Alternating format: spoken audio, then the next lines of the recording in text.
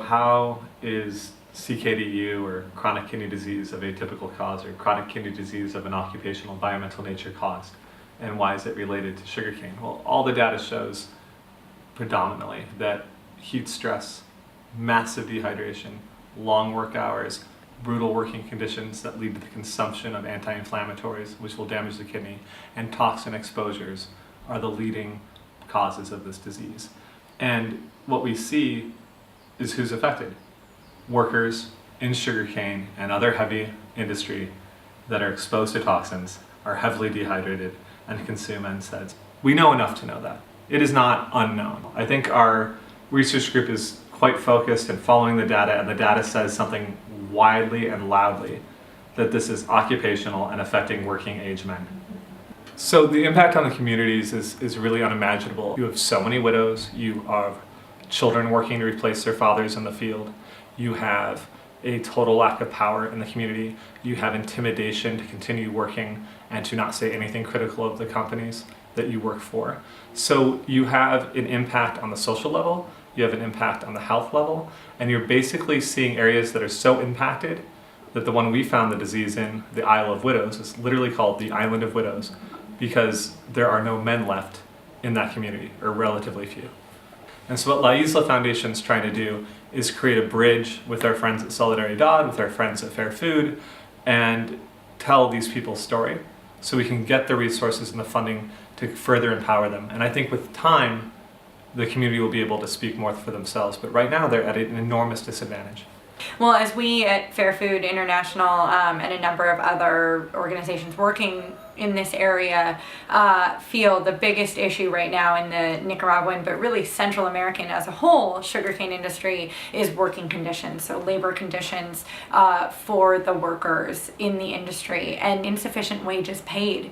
The payment system largely throughout the Central American sugarcane industry is primarily one of a quota-based payment or piece rate system of pay.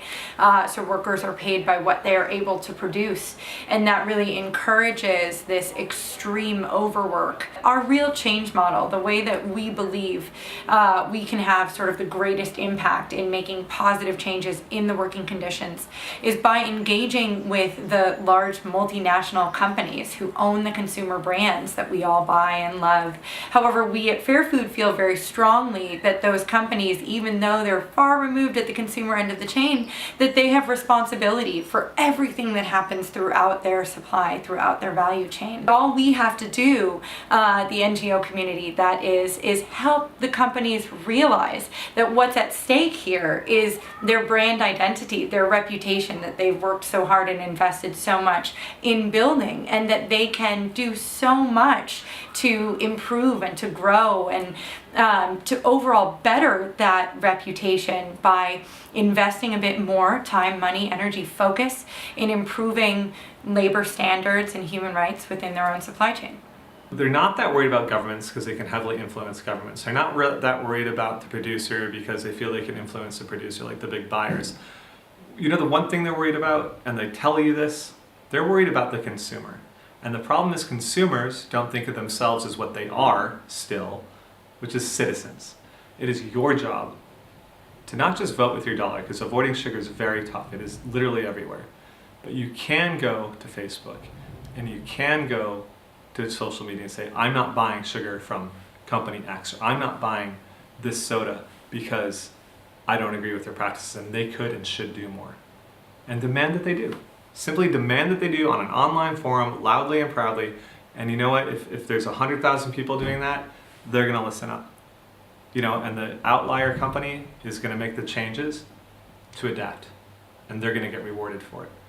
So you have to do it. You have to do it. And the other place you need to hit up, don't just hit up like Coca-Cola or Pepsi or a soda producer.